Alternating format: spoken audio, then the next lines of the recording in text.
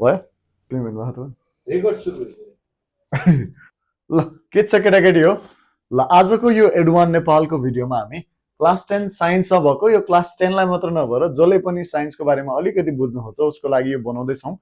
अब त्यो आज हामी के त एनामोलस एक्सपान्सन अफ वाटर भन्ने टपिक हेर्छौँ। त्योभन्दा अगाडि तपाईँहरूले जस्तै देख्नु भएको छ भने त्यो जाडो महिनातिर लेकहरूतिर या तपाईँको घरको ड्रमतिर पनि चिसो हुँदाखेरि अलिक चिसो ठाउँमा बस्नुहुन्छ भने माथि एउटा आइसको जस्तो लेयर बस्छ नि, याद गर्नु भएको छ?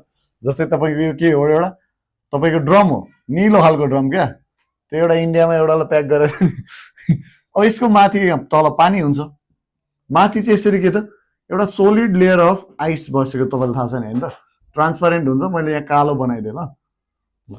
अब यो चाहिँ के त आइस हो, माथि चाहिँ एउटा लेयर मात्र आइस हुन्छ, तल फेरि पुरै के त पानी नै हुन्छ। यही कुरा तपाईँले लेकहरूतिर नि याद गर्नुहुन्छ, फिल्महरू हेर्नुभएको होला नि, त्यो इन्टरटेनमेन्ट भन्ने एउटा हिन्दी फिल्म छ नि, त्यो कुत्तावाला क्या, याद गर्नुभएको छ? ल त्यसमा पनि छ नि त, यो आइस चाहिँ माथि हुन्छ, त्योभन्दा मुनि वाटर हुन्छ। अब यसको फाइदा बेफाइदा हजुरहरूलाई एकछिनमा कुरा गरि नै हाल्छौँ। त्योभन्दा अगाडि हामी यो टपिकलाई डिटेलमा बुझ्न गइरहेको छौँ है त। ल यो टपिक बुझ्नको लागि पहिला के कुराउनु पर्यो, एनामोलस एक्सपान्सन अफ वाटर। अब एनामोलस एक्सपान्सन अफ वाटर भनिसकेपछि एक दुईवटा कुरा वर्डबाटै बुझ्नु पर्यो हामीले। यो एनामोलस भनेको छ नि, एनामोलस भन्ने वर्ड भनेको अनयुजुअल हो, या कि त यसलाई हामी अर्को वियर्ड भन्छौँ नि, या के त भइरहेको भन्दा के त एबनर्मल क्या, नर्मल भन्दा अलिकति फरक भनेको, फल्टी खालको, हल्का इरर भएको, बुझ्नुभयो? त्यस्तोलाई हामी एनामोलस भन्छौँ। एक्सपान्सन भनेको त बुझिहाल्नुहुन्छ नि, एक्सपान्सन भनेको त फैलिने भनेको। अब अफ वाटर, वाटर भनेको त बुझिहालिन्छ। ल वाटर बुझिन्छ भने पहिला कुरा के गरौँ, यसलाई मेटौँ। यसलाई मैले के गरेँ भन्दाखेरि वाटर हामीले सबैले पढायो भने वाटर भने के अरे H2O होइन त। वाटर भने H2O भनेको मतलब के त, एउटा अक्सिजन एटम, त्योसँग के त साइड साइडमा दुईवटा हाइड्रोजन एटमले बनेको होइन त। अब यो अझ यो भन्दा नि यसको स्ट्रक्चर कस्तो हुन्छ त, अलिकति यस्तो टाइपको स्ट्रक्चर हुन्छ हो। यो हाम्रो के हो त, वाटरको स्ट्रक्चर हो, यसरी चाहिँ मिलेर बसेको हुन्छ। अब आइस भनेको नि पानी नै हो, तपाईँलाई थाहा छ होइन त, पानी जमेपछि आइस हुने हो। अब नर्मल्ली यो वाटरको यस्तो बिहेभियर या अनयुजुअल बिहेभियर अरू लिक्विडको भन्दा फरक किन छ त, वाटर भने एउटा फ्लुइड हो नि, या लिक्विड हो जुन के गर्न सक्छ, फ्लो गर्न सक्छ या बग्न सक्छ होइन त। त्यो भइसकेपछि अब यो कुराहरू हामी गर्दै गर्छौँ। त्योभन्दा अगाडि मैले बुझाएँ पहिला, वाटर एउटा फ्लुइड हो, बग्न सक्छ। अरू पनि त फ्लुइड हुन्छ नि हामीसँग वाटर बाहेक, जस्तै अरू नि फ्लुइड हुनसक्छ हामीसँग, या अरू फ्लुइड भन्दा नि अझ अहिले मैले लिक्विडकै कुरा गरेँ है, अरू फ्लुइड भन्दा नि के त लिक्विड। ल लिक्विड्सहरूको के हुन्छ भन्दाखेरि जस्तै जति टेम्परेचर बढ्दै गयो, जस्तै मानौँ 0 डिग्री सेल्सियसबाट टेम्परेचर चाहिँ के भयो, राइज हुँदै गयो या बढ्दै गयो भने अरू लिक्विडमा के हुन्छ भन्दाखेरि यसको एक्सपान्ड हुन्छ, बुझ्नुभयो? एक्सपान्ड हुन्छ, या यसको एक्सपान्ड हुनु भनेको मतलब के त, भोल्युम चाहिँ के हुन्छ, बढ्छ। अब हामीले एउटा रिलेसन पढाएको छौँ नि, के त, यो डेन्सिटी इक्वल्स टु, यहाँ डी भन्दा नि हामी यसलाई रोले डिनोट गर्छौँ। यो डेन्सिटी भनेको यो, यहाँ नेपालीमा हामी घनत्व भन्छौँ। डेन्सिटी भनेको के अरे मास बाई भोल्युम, मास भनेको के त एमएसएस मास नि त, मास होइन त। अर्को के त भोल्युम, मास। द डेन्सिटीलाई अब हामी कसरी डिफाइन गर्छौँ त, मास पर युनिट भोल्युमलाई हामी के त डेन्सिटी भन्छौँ। यहाँबाट रिलेसन हेर्दाखेरि यो चाहे वाटर होस् या आइस होस्, मास त चेन्ज हुन्छ हुँदैन नि। वाटर हुँदैमा मास फरक, वाटर हुँदा चाहिँ 1 केजी, आइस हुँदा चाहिँ 2 केजी हुन्छ त, हुँदैन नि, मास सेम बस्छ। यदि मास कन्सटेन्ट बस्ने हो भने यहाँबाट यसो रिलेसन हेरौँ त, यो रोको र यो भनेको डेन्सिटी र भोल्युमको के छ त रिलेसन, इन्भर्सली प्रोपोर्सनल छ नि। भन्नाले के त, यदि केही कुराको भोल्युम के गर्छ, बढ्छ भने डेन्सिटी के हुन्छ, घट्छ। उल्टो हुन्छ भने इन्भर्सली प्रोपोर्सनल भने एउटा बढ्दा अर्को घट्ने, या यो घट्यो भने यो के हुन्छ, बढ्छ भनेको, बुझ्नुभयो? ठ्याक्क अपोजिट रिलेसन भएको। यस्तो रिलेसन हुन्छ भनेपछि केही कुराको भोल्युम बढिरहेछ भने डेन्सिटी के हुन्छ अरे, घट्छ नि, बुझ्नुभयो? अब घट्नु भनेको यहाँ मैले इन्क्रिजेस देखेँ ल, बढ्नु भने इन्क्रिजेस, घट्नु भने के त डिक्रिजेस। यो अरू लिक्विडको केसमा हो, के त 0 डिग्रीबाट टेम्परेचर बढ्दै गयो भने, अब टेम्परेचर घट्दै गयो भने के हुन्छ ठ्याक्क, अब यो एक्सपान्ड नभएर टेम्परेचर घट्दै गइसकेपछि टेम्परेचर घट्दै गइसकेपछि के हुन्छ त यो एक्सपान्ड नभएर कन्ट्र्याक्ट हुन्छ हो एक्सपान्ड भने फैलिनु कन्ट्र्याक्ट भनेको खुम्चिँदै आउँछ अनि के हुन्छ त खुम्चिनु भनेको के त भोल्युम के हुनु हो नि त डिक्रिज हुनु हो नि भोल्युम डिक्रिज हुनु भनेको के त यो घट्नु भनेको यो बढ्नु डेन्सिटी के हुन्छ बढ्छ नि बुझ्नुभयो अरू लिक्विडमा यो हुन्छ के त यदि केही कुरालाई ततायो भने या टेम्परेचर बढाउनु भने तताउनु हो नि ततायो भने के त भोल्युम बढेर डेन्सिटी घट्दैछ अब के हुँदो चाहिँ यदि टेम्परेचर घटायो या चिस्यायो भने चाहिँ के हुँदो रहेछ अनकुलिङ के हुँदो कन्ट्र्याक्ट हुँदो रहेछ भोल्युम घट्छ मतलब डेन्सिटी बढ्छ यो अरू लिक्विडको लागि हो यो वाटरको लागि म कुरा गरिरहेको छैन वाटर कस्तो छ अरे एबनर्मल छ क्या नर्मल भन्दा यो अलिकति पागल पागल टाइपको छ भने क्या अलिकति वियर्ड हुन्छ वाटरको बिहेभियर चाहिँ बानी बेहोरा डढेकै छ क्या पानीको बुझ्नुभयो नि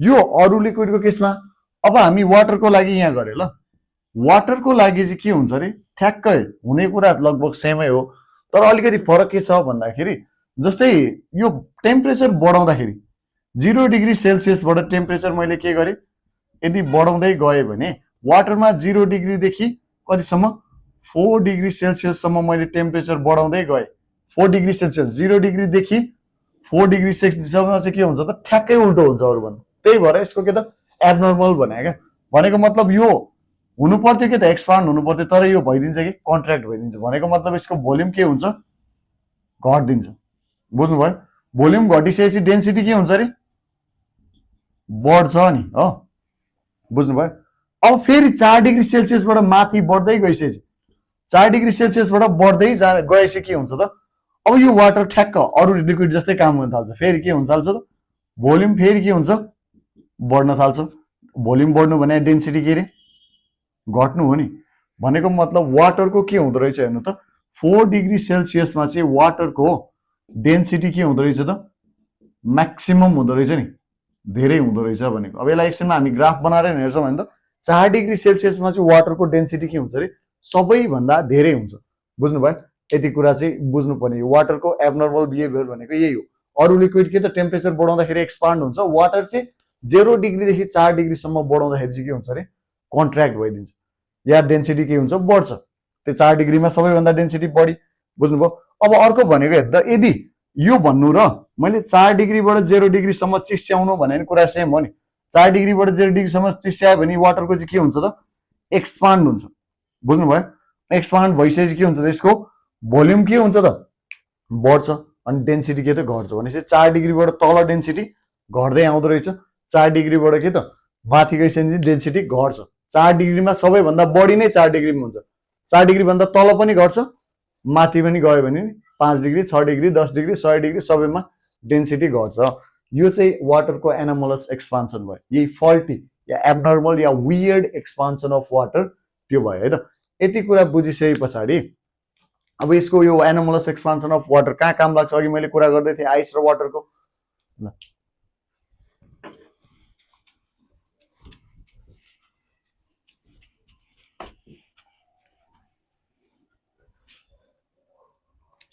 अब पानीलाई हामीले के गर्यौं जस्तै वाटरलाई मैले के गरेँ कुल गरेँ भने के हुन्छ त्यो आइस बन्छ होला चिस्याउँदै गयो या टेम्परेचर के कुल गर्नु भनेको टेम्परेचर के गर्नु त घटाउनु हो नि टेम्परेचर घटाएपछि के त यो आइस बन्छ भनेको मतलब अब मैले भर्खर भनेको थिएँ नि 4 डिग्रीबाट तल घटाउँदै गयो भने के हुन्छ अरे पानीको के हुन्छ त जस्तै कन्ट्र्याक्ट हुन थाल्छ कन्ट्र्याक्ट हुनु भने के त खुम्चिँदै जान थाल्छ वाटर भने यो हो नि H2O भनेर हामीले पढ्यौं यसको स्ट्रक्चर कस्तो हुन्छ O हुन्छ यसको दुवै साइडतिर के त H अब हामीलाई पहिले त्यो भन्दा अगाडि अक्सिजन थाहा छ नि O भने अक्सिजन हो अक्सिजन भने O यसको हाम्रो एटमिक नम्बर कति हो 8 हो र यसको हैन त आउटर मोस्ट सेलमा हैन त आउटर मोस्ट सेलमा भ्यालेन्सी कति हुन्छ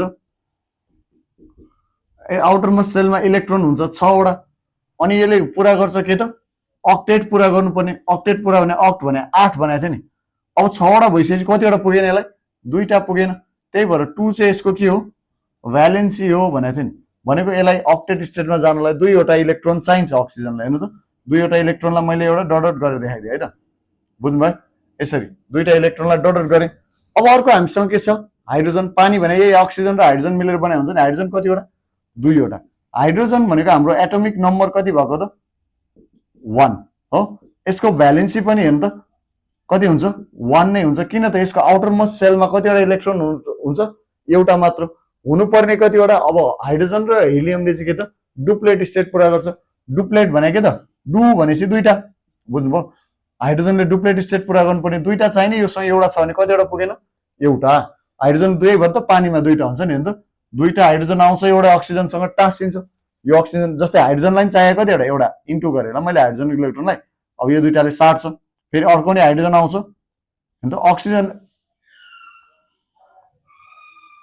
अक्सिजनले के भन्छ भन्दाखेरि मलाई चाहिएको 2टा, तैँले त 2टा दिन सक्दैनस्, एउटा हाइड्रोजन मात्र आइस भने जा अर्को तेरो साथी नि लिएर।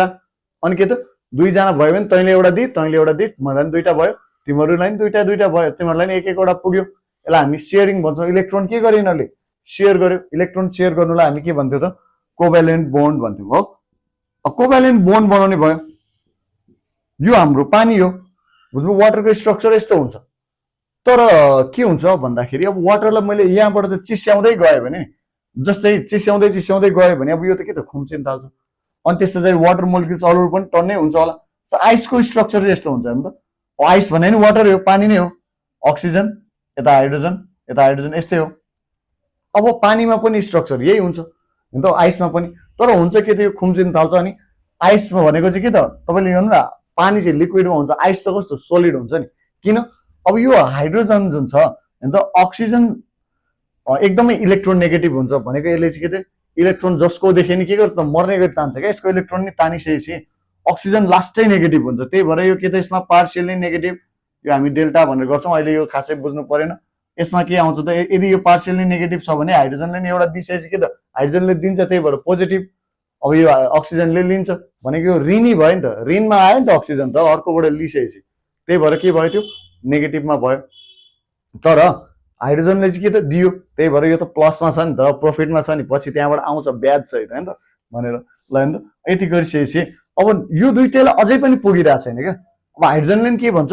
अझै एउटा अक्सिजन चाहियो, अर्को एउटा नि अक्सिजनसँग बनाइदिउँ कि क्या भन्छ। तर सक्छ? सक्दैन नि। त्यही भएर यो अट्र्याक्ट चाहिँ हुन्छ क्या। अब भनेपछि अब जस्तै अर्को एउटा अक्सिजन यसरी देख्यो भने अब के गर्न थाल्छ त? यहाँ नि पानीको एउटा मोलिक्युल देख्यो भने आहा अक्सिजन त्यहाँ पनि छ, लु त म के गरिदिन्छु। अब हाइड्रोजन 2टा मिलेर टक्क यसलाई हामी हाइड्रोजन बोन्डिङ भन्छौँ। अब यहाँ पनि के गर्छ? अब यो हाइड्रोजनले अर्को हाइड्रोजनसँग बनाउँछ भनेको मतलब यसरी के त अक्सिजनसँग, यो हाइड्रोजनले के गर्छ? अर्को अक्सिजनसँग बनाउन ट्राई गर्छ। अब यता पनि के त 1 2 3 4 5 एउटा होइन त। अब यहाँ नि हाइड्रोजन छ, एउटा अक्सिजन। ल यसरी चाहिँ आइसको स्ट्रक्चर हुन्छ। ठ्याक्कै यस्तै चाहिँ हुँदैन, तर आइसको स्ट्रक्चर यस्तो टाइपको हुन्छ होइन त।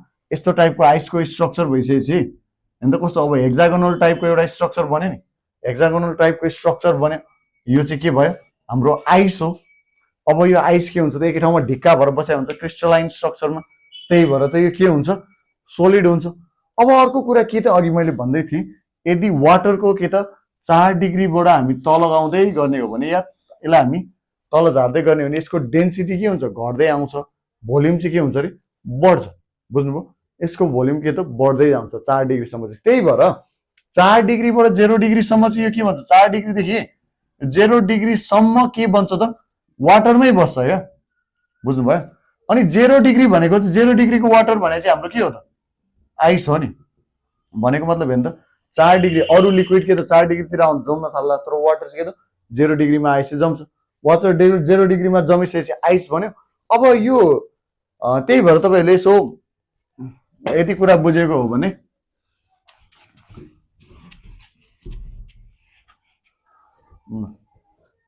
अघि म कुरा गर्दै थिएँ, तपाईँले यस्तो देख्नु भएको छ नि, यहाँ माथि चाहिँ आइसको लेयर हुन्छ, तल यो लेक होला, मेरो लेक हो यो।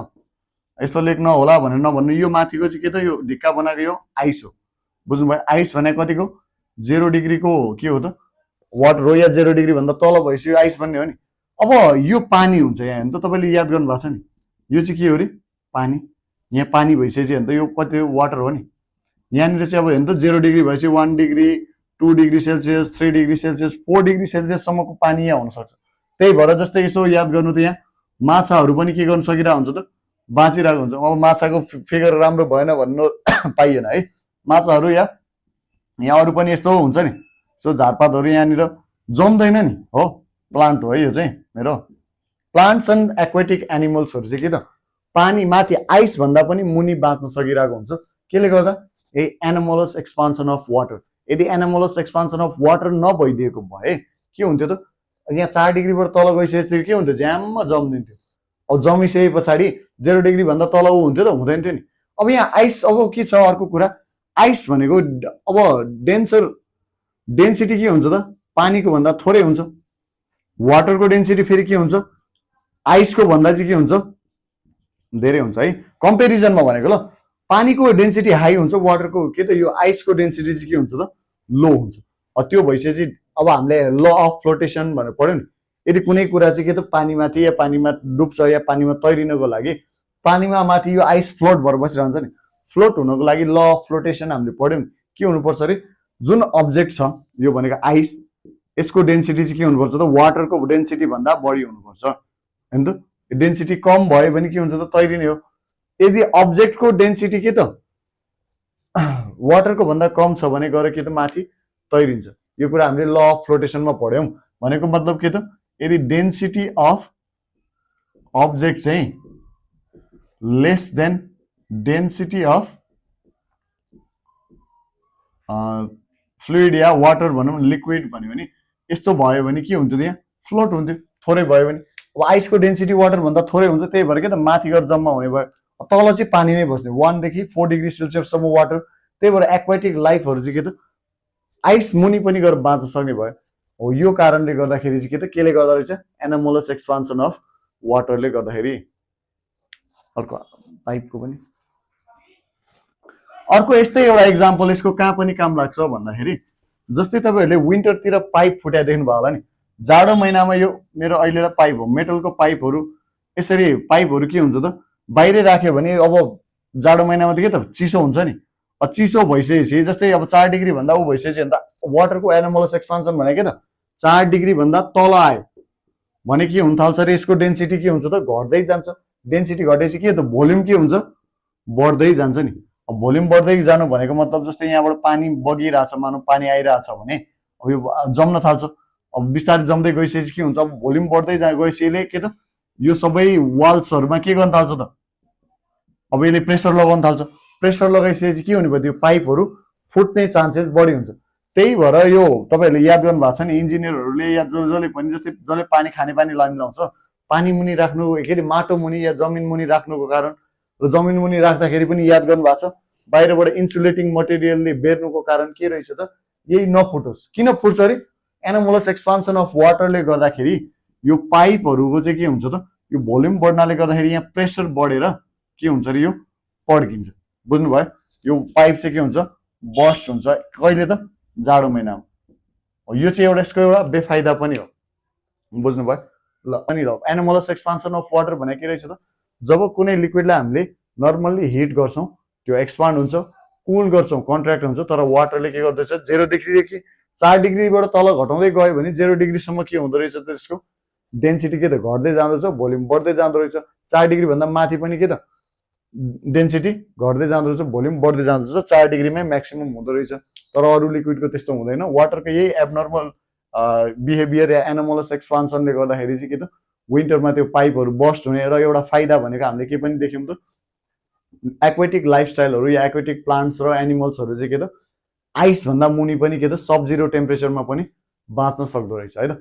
यो भयो, यति नै गरौँ। यसको क्वेसन्सहरू केही छ भने, केही बुझेको छैन भने you can ask in the comments. Thank you, have a nice day.